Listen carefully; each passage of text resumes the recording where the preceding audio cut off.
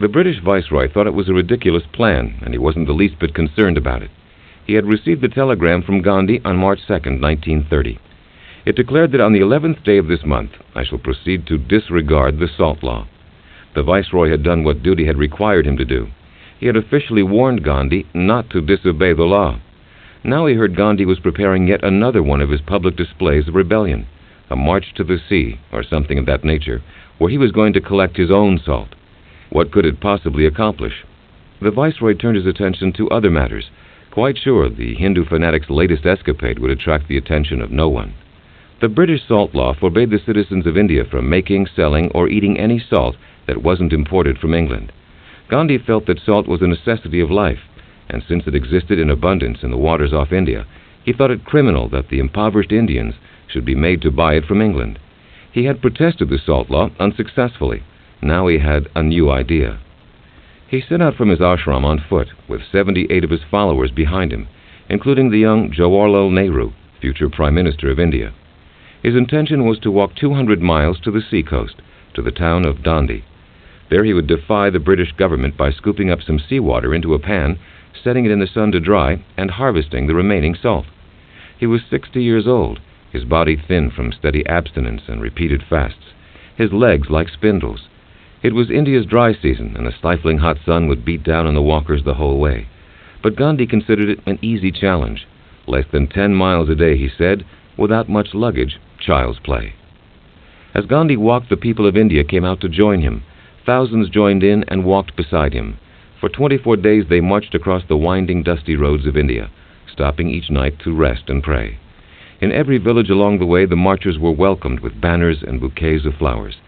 Peasants sprinkled water on the road ahead to keep the dust down, and they scattered leaves and flowers along the way to make the roads easier on bare feet. Reporters from around the world hired cars and followed the procession to the sea, telegraphing headlines back home about the progress Gandhi was making. He arrived in Dandi April 5th, and while thousands of Indian peasants watched and prayed, he leaned over and filled his pan to the brim with the salt water of the Arabian Sea. Then he extracted a pinch of salt and ate it. The salt law had been broken. Gandhi's ritual at Dandi was front-page news throughout the world. Within days, thousands of Indians were flocking to the beaches on the east and west coasts of India and making their own salt. They sold their illegal salt in open markets in the streets of India's major cities, and it didn't end there. Inspired by Gandhi's leadership, they initiated boycotts of many other British products, including textiles. Once again, Mahatma Gandhi had found a peaceful, non-violent, and powerfully effective way to unite his people against the oppression of foreign rule. It was this phenomenal skill, completely unique in the history of world government, that made Gandhi one of the greatest national leaders of the 20th century. His methods of non-violent confrontation and civil disobedience won India its independence and influenced the philosophy and tactics of many political activists who followed, including Dr. Martin Luther King. He helped advance the consciousness of modern humanity in many ways. He heightened its indignation over colonialism, racism, and violence, and he promoted the idea that political work, or any work in the world, should and could have a spiritual basis. The spiritual life was a life Gandhi was born to. His father was a Hindu, and his mother was a devout disciple of Jainism. Jainism is the most ancient spiritual system of India, and its principles include reverence of all life forms, non-violence, even towards insects, and vegetarianism. Gandhi's mother prayed in the temple every day, took many vows and fasts, and exhausted herself through days and nights of nursing when there was an illness in the family. Gandhi would later say that she was the one person who most influenced him. As a child, he considered her close to saintliness. Gandhi's father was the chief administrator for the Maharaja of Porbandar, a small estate on the western coast of India. The family came from the traditional caste of grocers and moneylenders. In fact, the name Gandhi means grocer. Gandhi was born October 2, 1869, and was given the name Mohandas. He came into the world at the very height of the power of the British Empire. The British had ruled India for almost 3 centuries and had colonized large parts of Africa and Asia. Gandhi was a shy child who was afraid of the dark. The grammar school he attended was so primitive that the students wrote their lessons out in the dust with their fingers. Even when his family moved to a better district and he attended a more modern school, his schoolwork was mediocre. One teacher wrote of him, good at English, fair in arithmetic, and weak in geography. Conduct very good, bad handwriting. His work may not have shown, but his character did, even when he was young. When a teacher suggested he might cheat to impress the school inspector, he adamantly refused. Gandhi was also not a terribly social little boy, and he was poor at school sports.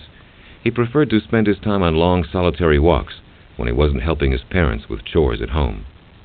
As was traditional in India at the time, Gandhi's parents arranged a marriage for him when he was only 13. His bride, Kasturbai, was also 13. Later, Gandhi criticized the practice of child marriages and encouraged reform in that area. But at the time, he obediently followed his parents' wishes. Gandhi and Kasturbai had a devoted, committed marriage until her death 62 years later. But early in that marriage, she complained that he was too strict with her. He insisted she seek his permission before visiting her friends or going to the temple. Kasturbai firmly resisted him until he gradually came to see her point of view and relented. After he was married, Gandhi continued to attend school and Kasturbai continued to live with her parents, as was customary in child marriages. Gandhi went through a period of adolescent rebellion in which he smoked in secret, wore Western clothes, told lies, stole coins from his brother, professed atheism, and worst of all, ate meat. A friend had convinced Gandhi that his eating meat would make Indians as strong and powerful as the Englishmen. But after eating meat only 5 or 6 times, Gandhi gave it up. His deceits had caused him such torments of conscience and such regret that he made several resolutions then and there, and vowed to keep them his whole life. Shortly after this period, Gandhi's father became ill and died. Then the baby Kasturbai had been carrying also died. Gandhi interpreted both events as a judgment upon his sins, and his resolutions about his moral behavior became even stronger. Later, there would be 4 children who would survive. When he was 18, Gandhi decided to study law in England to prepare himself for government work like his father had done. His first idea had been medicine, but he knew his beliefs would make it impossible to practice vivisection. His mother was opposed to the idea of England. She feared he'd come under bad influences so far away from home. So Gandhi made a solemn vow that he wouldn't touch wine, women, or meat while abroad, and his mother agreed to let him go. Kasturbai had just given birth to a son when Gandhi sailed forth in 1888 for a visit that would last 3 years. Gandhi never felt at home in England. He studied the language and customs, adopted Western clothes and manners, even took dancing lessons to try and blend with English society. Most difficult for him was his vegetarianism. Few people accepted or understood it. He began to frequent vegetarian restaurants, where he made the acquaintance of others who shared his beliefs. He joined and became a leader of the Vegetarian Society, which included such well-known members as George Bernard Shaw and the Theosophist Annie Besant. It was his first involvement with an organized group and his first fervent commitment to a cause. While in England, Gandhi also read the Bhagavad Gita, the sacred book of the Hindus, for the first time. He never committed himself to one religion or faith, but he always held special admiration for both the Bhagavad Gita and the New Testament. As soon as he passed his law exams, Gandhi headed back to India. He would return to London almost 40 years later as the leader of the Indian people and as the chief negotiator of their freedom. Back in India, Gandhi found there were too many lawyers and not enough jobs. After a few years of fruitless searching, he accepted an offer to work for an Indian firm in South Africa. It was an offer that would change his life. In South Africa, which was under British control like India, Gandhi came face to face with the horrors and humiliation of racial prejudice. While practicing in court, he was ordered by the magistrate to remove his turban. He refused and marched out of the courtroom. A few days later, he was thrown out of a first-class train compartment because he was Indian, and spent the night shivering on a deserted platform and thinking about the other injustices he'd seen. There were 90,000 Indians living in South Africa under British rule. Many lived in terrible conditions and were treated no better than slaves. The incident on the train became Gandhi's moment of truth. It was the moment in which he first felt his deep outrage over injustice, and it was the moment that he decided to take a stand, in whatever way he could, against prejudice and oppression. Shortly after his experience on the train, he had a similar experience on a coach. He was told to sit on the footboard outside the coach to make room inside for a European passenger. When he refused, he was beaten by the driver. As he continued on his journey, he found he was refused in hotel after hotel that catered to Europeans only. After that, the shyness and lack of confidence that so marked his early years was overtaken by his determination and passion. He formed an organization through which Indians could voice their discontent and launch protest campaigns. He began to develop his techniques of nonviolent resistance known as satyagraha, or devotion to truth. Before long, he was the leader of the South African Indian community. He had also successfully resolved the legal cases of his law firm and was now a respected attorney. Although his contract with the company was up after 1 year, Gandhi was persuaded to stay in South Africa by Indians who found his leadership essential to their cause of equality. He agreed. It would be 20 years before Gandhi returned permanently to India. In those 20 years in South Africa, Gandhi perfected his strategy of nonviolent civil disobedience. He led successful petitions against anti-Indian laws, founded a National Indian Congress to oversee the rights and welfare of the Indian community, edited an Indian newspaper, and organized a strike among Indian miners. He also made a brief return to India to publicize and seek support there, and to bring Kasturbai and the children back to South Africa. When he returned to Africa, he was attacked and beaten by a white mob.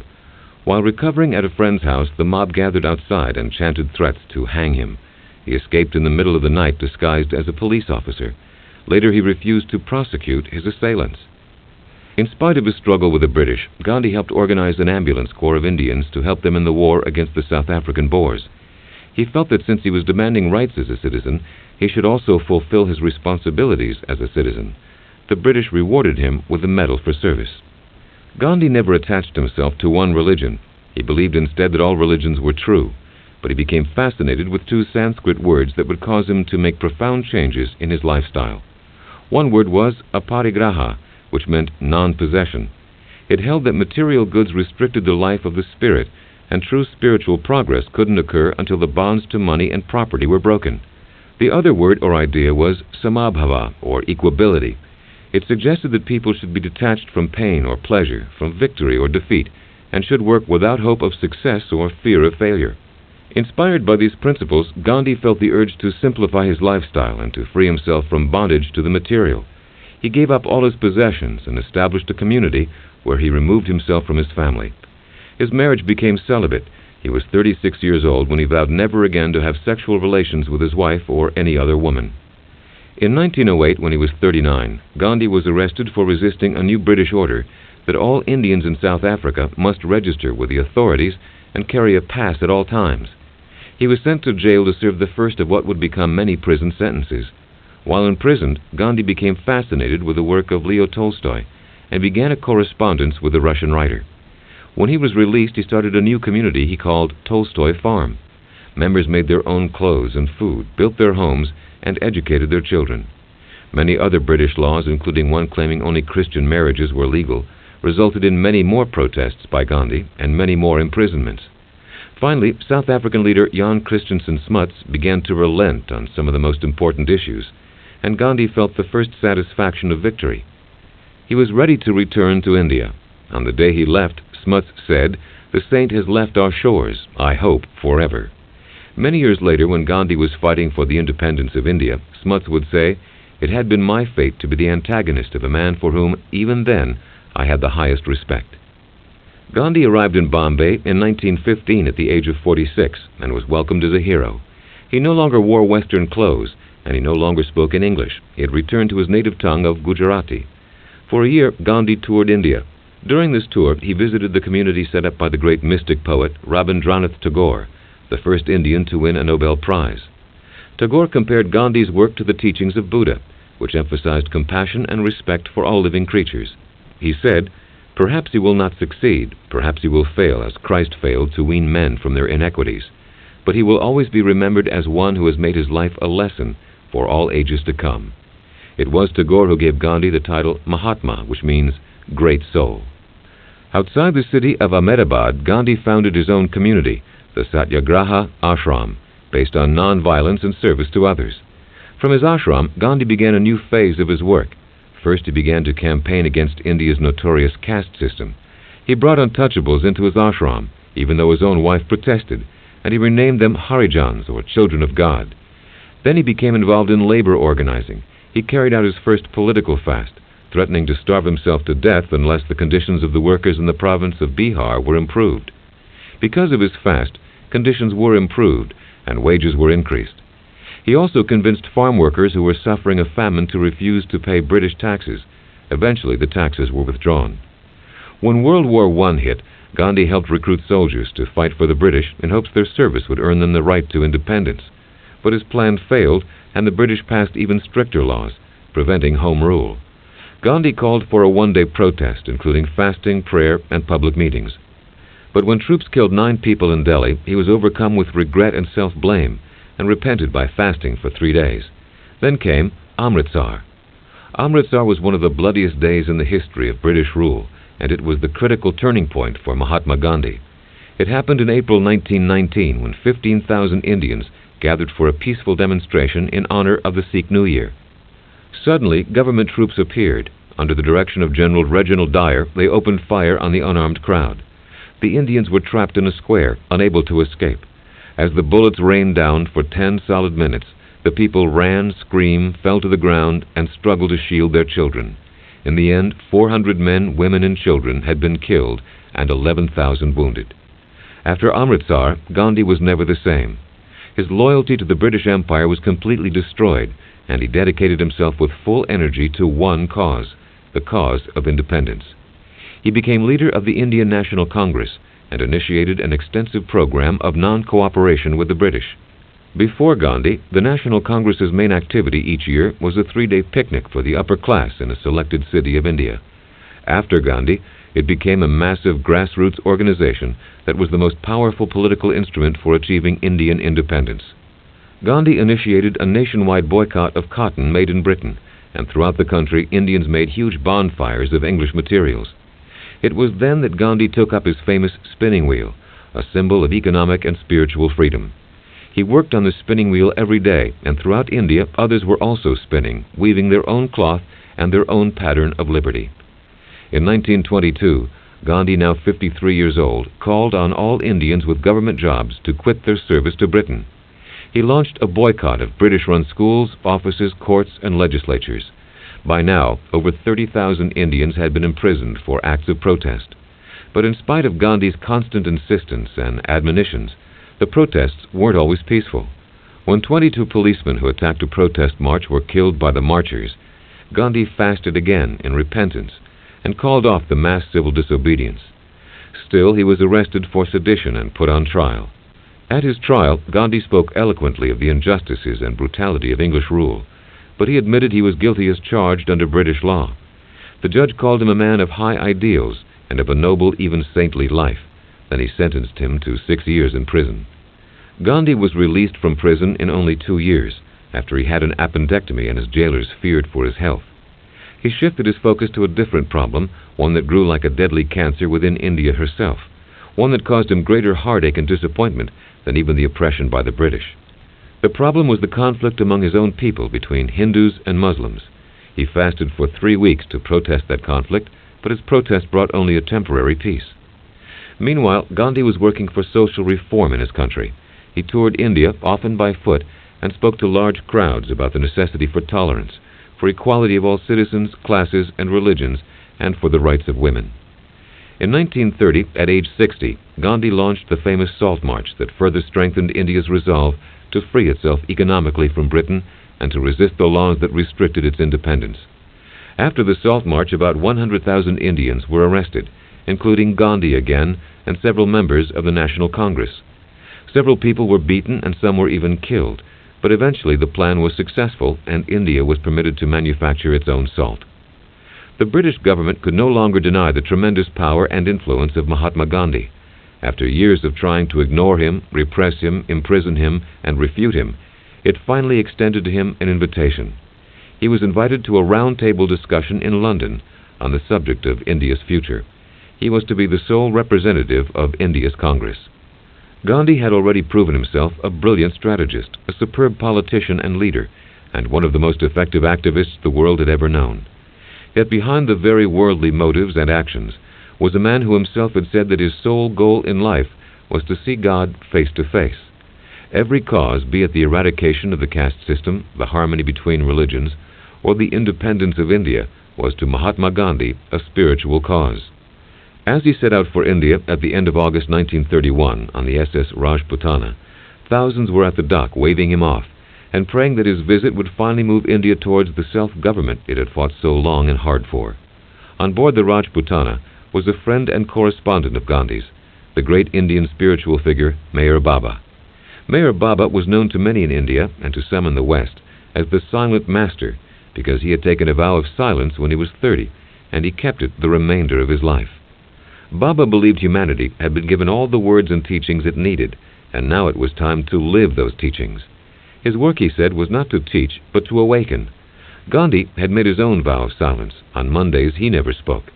He also once described himself as a student of Mayor Baba's ideas. They had exchanged letters about truth, spirituality, God, and the future of India for many years. Now together on the ship to England, they met many nights in Baba's cabin and talked further of Gandhi's work. Gandhi told Baba, "Whatever I do, I take upon myself the responsibility for it, though in the end, internally, I leave everything to God." When Gandhi arrived in England, he registered at a hostel for the poor in the East End. He visited Lancashire and talked with the mill workers, many of whom had been made jobless by the Indian boycott of English textiles. He met politicians and celebrities and made friends wherever he went. When he arrived for tea at Buckingham Palace in his usual simple white Indian dress, bare legs and hatless, he commented, "The king was wearing enough for both of us." The round-table discussions in England were a charade. The only issue the British opened for discussion was the issue of minorities in India. Home rule was not on the agenda. Gandhi returned to India, where only 1 week later he was once again in prison. Early on, Gandhi had learned to use his time in prison productively. This time he started a fast, to the death if necessary, to rid India of its wretched caste system. The people loved and respected him so much they were willing to give up this ancient tradition so deeply embedded in their whole culture. For the first time, temples were opened to the untouchables, to Gandhi's Harijans. For the first time, the Harijans were allowed to eat and drink side by side, even to marry each other. The ignorant ways of the past were crumbling, but India was still not free. When World War II arrived, Gandhi had come a long way since World War I. This time he opposed Indian involvement in the war, and he opposed the war altogether. He was now a 100% uncompromising pacifist. Other members of the Indian Congress, including Nehru, disagreed. They felt it was worth it for Indians to serve as soldiers if the British would guarantee their independence, but the British would make no such promise. In the middle of the war, in 1942, Gandhi announced a new campaign, the unilateral, unconditional withdrawal of the British from India. The campaign became known as the Quit India movement. For years, he had negotiated for independence. Now he demanded it. The British response was like most of the responses to Gandhi's new campaigns. He was carted off to prison along with 100,000 other Indians, including his wife, Kasturbai. Kasturbai was in poor health at the time, and the rigors of prison took their toll. She died in 1944 at the age of 75 in Gandhi's arms. Gandhi's grief was great, and he himself became ill. He remained ill until his release from prison 2 months later. Altogether, Mahatma Gandhi spent 7 years of his life behind bars. In 1945, a new party came to power in Britain, the Labour Party, and with it came the door to India's independence. Relations between India and Britain had only worsened during the war, and the new government was willing to listen to proposals for home rule. Now 75 years old himself, but still strong and fiery of spirit, Gandhi once again took on the divisive problems of the Hindus and Muslims. The Muslims, under the leadership of Muhammad Ali Jinnah, wanted to establish their own state in the north of India called Pakistan.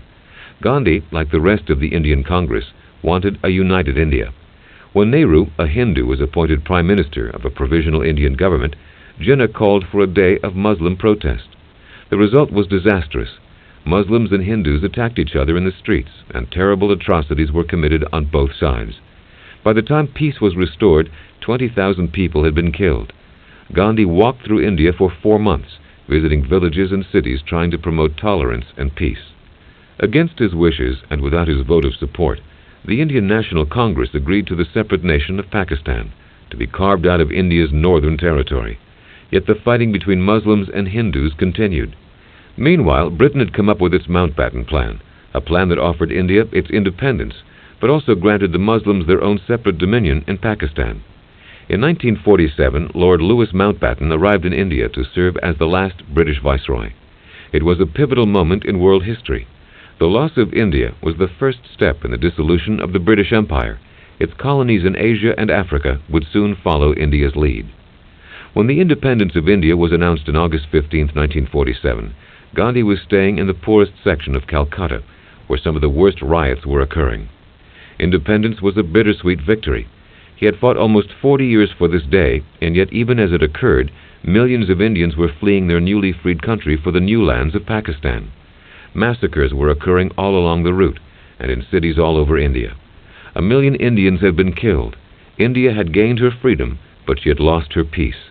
It was the greatest disappointment of Gandhi's life that Indian freedom was accomplished without Indian unity. When the city of Delhi was torn by violence and riots, Gandhi began his last and greatest fast. Day after day, the Indian public watched while he grew even thinner and weaker, until he could barely whisper. Finally, when he was but a step away from death, Muslims and Hindus alike agreed to lay down their arms. For the moment, peace was restored throughout India and Pakistan. 12 days later, Gandhi was on his way to a prayer meeting in New Delhi. He was surrounded by his followers and friends, and he was cheerful. The bloodshed had been stopped. India, although not united, was free and for the moment was at peace. The day was January 30th, 1948, and Gandhi was 79 years old. There was no time to stop the man who leapt from the crowd and dove as if to kiss Gandhi's feet. When he rose, they could see a pistol in his hand. He fired 3 shots into Gandhi's abdomen and chest. Gandhi muttered, "Hai Rama, O God," and fell to the ground. The assassin was a Hindu fanatic who blamed the creation of Pakistan on Gandhi.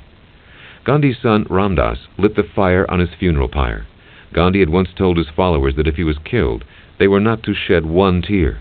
But the command was too hard to obey.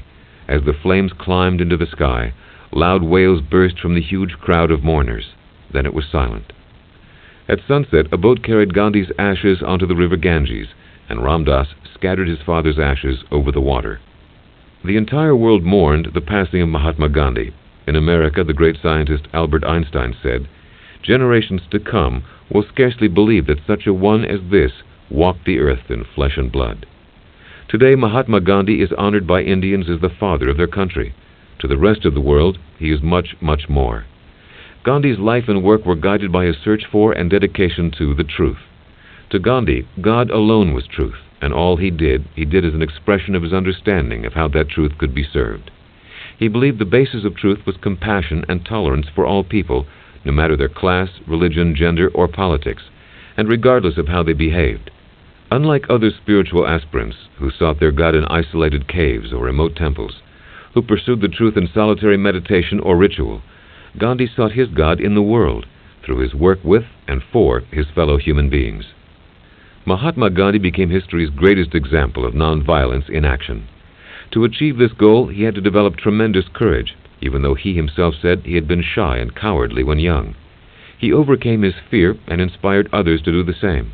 Ordinary people in the presence of Gandhi became heroes. The legacy he left to us was an idea, the idea that even people in struggle should never violate the sanctity of human life, and that one's behavior and actions are far more important than the results achieved.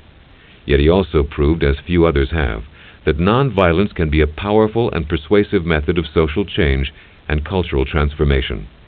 He is among the few in the entire political history of the world whose success was based on selfless love in action. This is the end of the session.